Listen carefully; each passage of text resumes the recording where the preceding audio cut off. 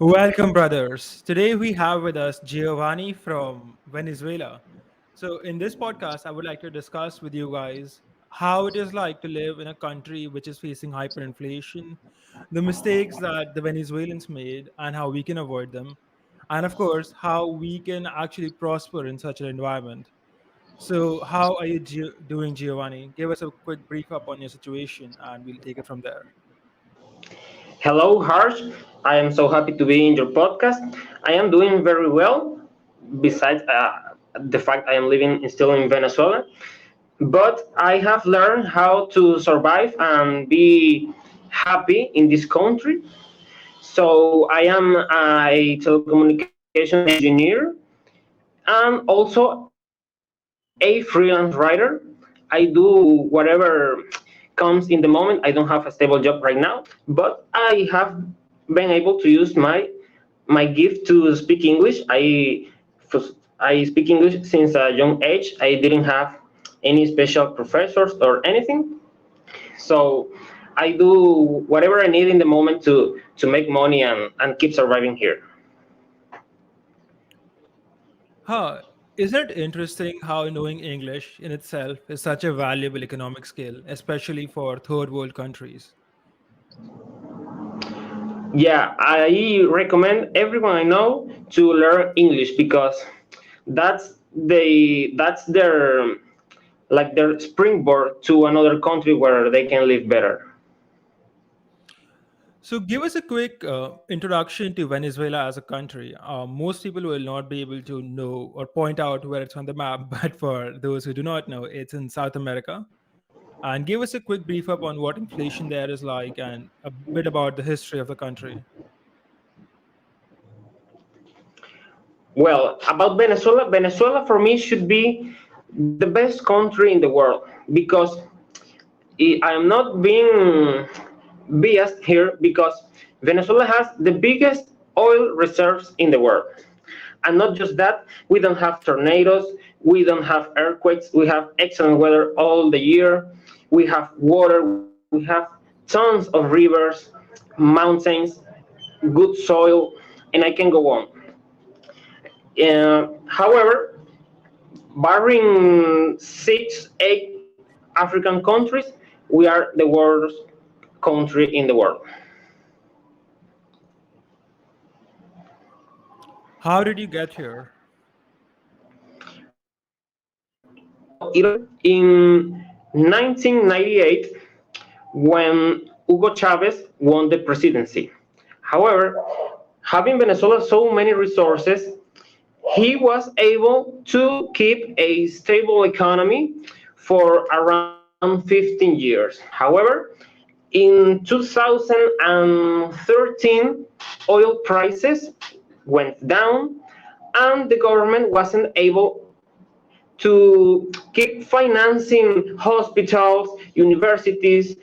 The university in which I studied, it was free, mostly free, because Hugo Chavez kept paying all the bills. However, when this economic collapse came to Venezuela, I was studying, and studying there was hell because there was no buses, no almost no teachers. We have to find teachers, even go pick up teachers and left them home after the class.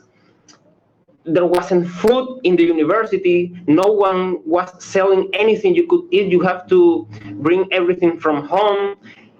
You even was we were even afraid of not having to eat the next day because it took us for surprise, of course, after being a stable economy, even considered a good economy, because when Venezuela was doing well, we could travel with what we were making monthly. But from one day to another, overnight, we were making $5 a month. I can tell you this by experience. I used to make $5 a month working as an engineer. $5 a month. Yes.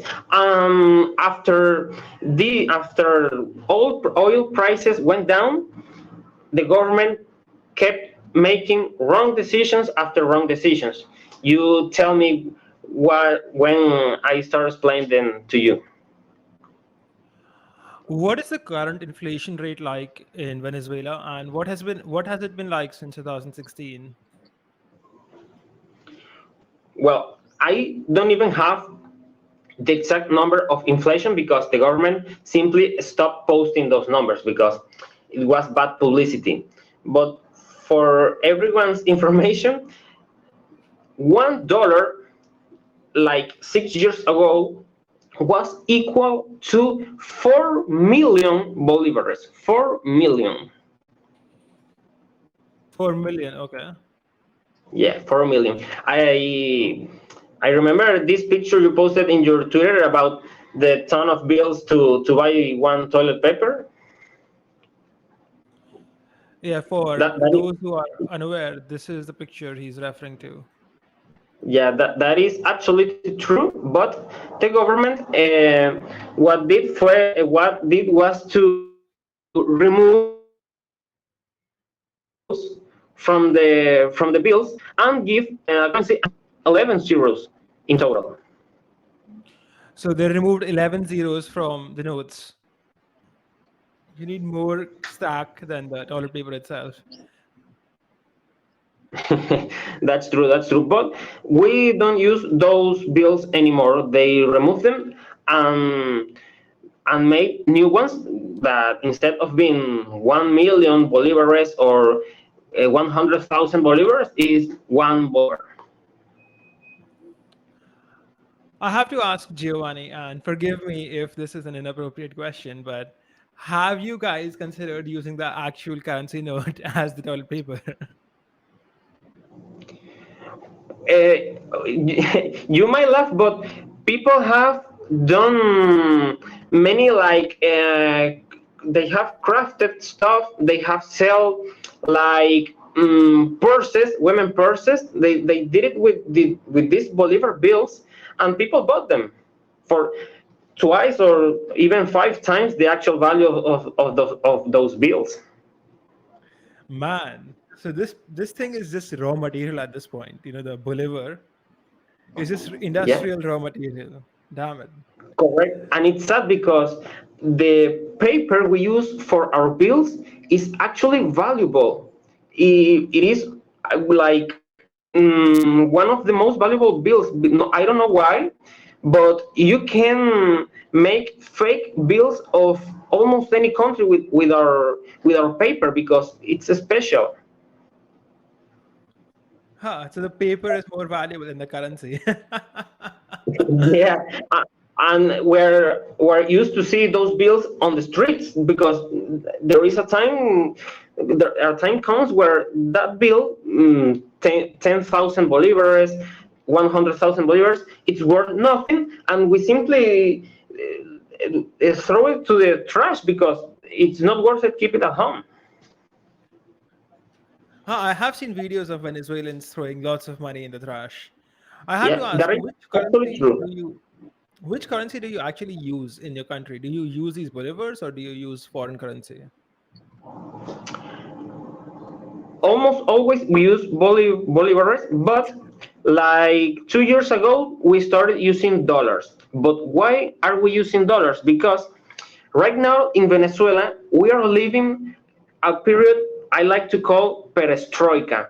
That is a Russian word for rebuilding or restructuring, and the government wants to make people outside Venezuela that everything is normal. Why? Because Maduro is being heavily pursued because he's a drug trafficker. So he's trying to make their country look good, like everything is in order. He built a baseball stadium. It was pretty viral on the internet. I don't know if you were able to see it. I am not aware of it actually. I've never been to Venezuela, and you are the first person from Venezuela I'm speaking to. So glad to have you Okay. here. Well, imagine this, how Maduro is trying to fool people outside Venezuela.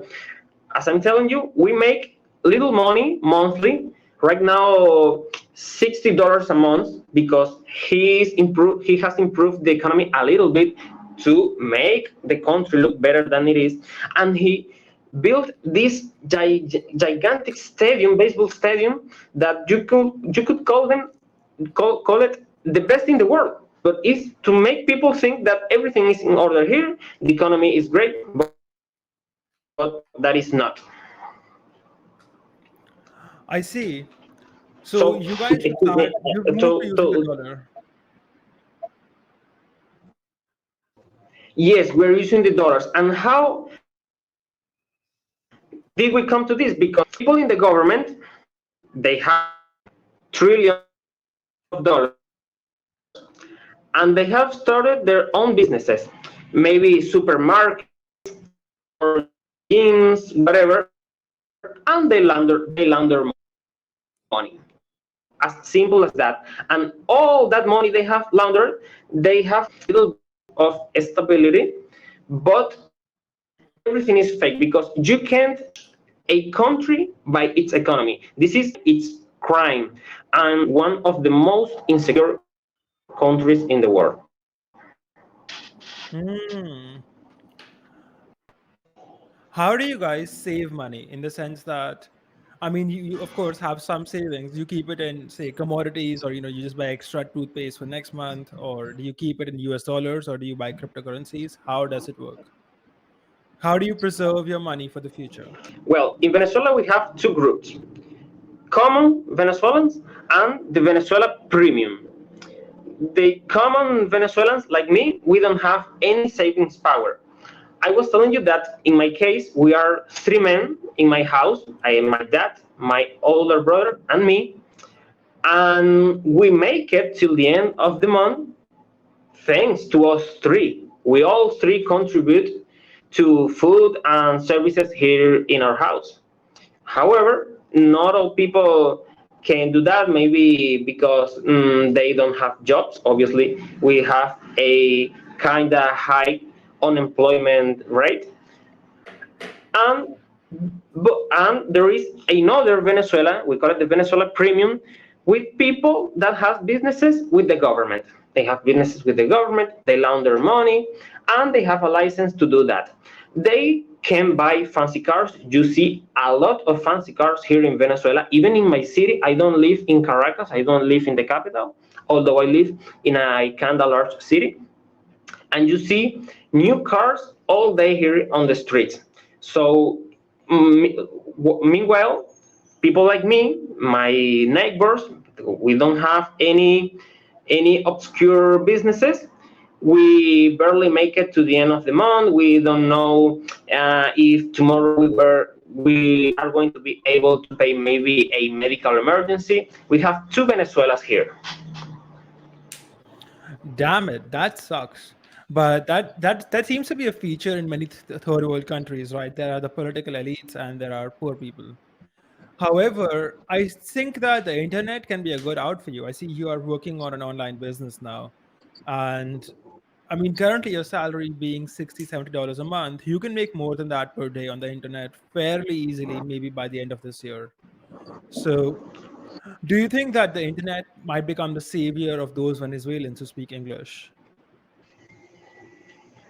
Yes, I had a couple good months last year working online, but a my favorite platform where I used to make money and find clients, that kind of disappeared, and now I am reinventing myself here in Twitter, trying to find clients. However, I also like what I studied, my career, engineering, and maybe I would think about it if I found a job in my in my realm to, and I would put Twitter aside, put writing aside, and work as an engineer because that really makes me happy.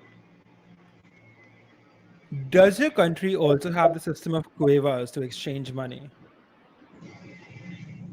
Excuse me, I didn't get that. So in Argentina, which also has high inflation, they have people who are called cuevas, And what they do is they trade the local currency into US dollars and Bitcoin at your door.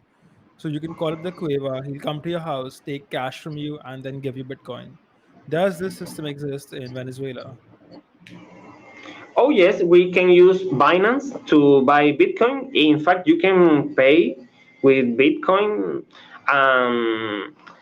Tether, I think it's the name.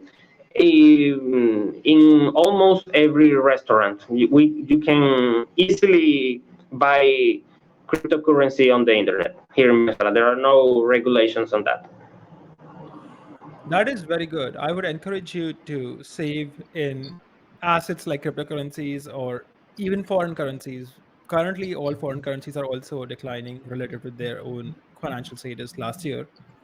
But cryptocurrencies are a good bet, in my opinion. However, that being said, what ways have you found to actually make the most of life in Venezuela? I did speak to somebody in Argentina, and they told me that what they do is they get everything on an EMI. So they have to pay, instead of paying right now, they can pay it monthly over a couple of years. And the last few years are essentially them paying money which is worthless. Oh yes, we do that maybe with services. Here, maybe if you don't pay for electricity, they don't come to your house and leave you without electricity. You can spend 3 4 years without paying for it, and when you have money to pay, you can cover all previous years at an obviously low price. Ah, so everybody must be doing that. Yeah, almost everyone does that, and even pay people pay 1 month, 2 months, and they're still like 3 years behind in debt. Makes sense. When you delay payments in hyperinflationary environment, then you end up paying nothing, right? Like 3 years ago, that money must have been worth something, but now it must not be worth anything. Yes. Tell me what the costs are like in Venezuela. How much is rent in US dollar terms? How much does food cost and things of that sort? And of course, this podcast is being recorded on the 30th of March 2023. So if you're listening to this in the future, then the numbers might be different. Okay. Well, here in Venezuela, what you make at work barely pays rent, so you have little left for food. Most people have two jobs. They have a 1 to 5 job, and then at night they maybe sell like cookies, cakes. You can't imagine how many people sell cookies here in Venezuela just to make that extra bit to pay for food, or maybe like oil for car if they need transportation for work and all that stuff. Almost everyone sells something on the side. Cookies, that's interesting. Yeah, literally, you can't imagine how many people sell cookies here in my blog. Here in Venezuela overall, I don't have too many connections here because I'm kind of introvert. I might have like 100 people on Instagram, and like 40 sell cookies. Hmm. I was not aware of this. This is new information for me, but good to know. Yeah, yeah. So, is there something that I should have asked you, but I did not because I don't know that much about Venezuela? Or is there something you would like to share that is interesting to you? Yeah, of course. Also, there are people like me that we have also something on the side, but I teach English to little kids or maybe teenagers in school. That's my cookie business, teaching English. Awesome. We will link to your business if you have an email address in the description. So, if someone wants to hire Giovanni, his English is clearly good. So, they can Oh, contact thank you, you thank you, on the email address thank you, in the thank description of the video. And Yeah. is there anything else you would like to share? Is there anything that people would like to know about Venezuela that I did not ask? Yeah, basically, I would like to give them a couple of tips to avoid installing a president like Hugo Chavez or Maduro. Uh, it will be short, like 3 points. Can I go on? Of course. Okay, thank you. First of all, socialism doesn't work. In case you didn't know that, socialism doesn't work. And what did the Venezuelan government do? They used to found hospitals, they used to find schools, and everything that they built. But right after the money, like they run out of money, you have to pay for all that stuff. The fairy tale lasts very little. For example, here in my city, if you need surgery, you have to buy everything you will need, or the doctor will need to perform the surgery. You have to buy bandages, doctor gloves, needles, and so on. Also, and most important, the second point is don't believe anything the opposition party says, because that's the main problem here in Venezuela. People always ask us Venezuelans, why don't you just go to the streets, or why, or maybe they ask why they keep voting for Maduro. We don't vote for Maduro. We have fallen like 4 times, but people like me, yeah, we have already learned the lesson. We don't vote in elections anymore. Those are fake elections. Here in Venezuela, what happens is that there comes a politician. He says he's from the opposition, he hates Maduro. The election day comes, we vote for him, and Maduro says he won. Obviously, the opposition candidate wins, because we all hate Maduro. We all hate Maduro. No one is with Maduro here. I would like to point that nobody. But the election day comes, Maduro says he won, miraculously he won, because nobody likes him, and the opposition candidate says, hey, we have to respect democracy. Please don't go to the streets, don't do any riots, and stay at home. We'll try again in 6 years. That's the main message I wanted to convey to your audience, Harsh, and I'm very happy you let me. Man, that means the elections themselves are fake, right? They're rigged. Of course, all the data goes via internet to Caracas, where all the responsible for this live. And in every election, and there have been like 10, when John presidential elections, governor elections, and mayor elections, the like at 6 p.m., 7 p.m., maybe the internet goes down like for 20 minutes. But it is every time. It happens every time. We don't have internet for 20 minutes. We were reading on Twitter that the opposition candidate won, and when they reestablish our internet connection, suddenly Maduro is winning the election. Ah, man, Yeah, that's not good. That's not good. yeah. Every election day, I just wait 6 p.m., 7 p.m. for the internet to go away for 20 minutes. Yeah, Oh man, that is like, that's like any shame. happening in plain sight. It's happening in plain sight. It's not even hidden anymore.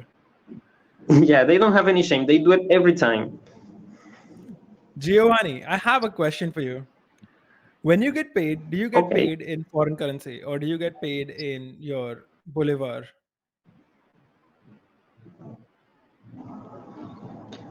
We get paid in bolivars, but it is very easy to sell them for dollars, because we need bolivars to pay, like for electricity. You can pay electricity in dollars. That has to be in bolivars. So it's very easy to sell them. Very, very easy. It's like getting paid in dollars.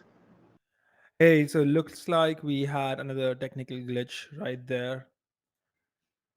But if you are interested in following up or have any questions, leave them in the comments below. And you can find Geo right here on Twitter.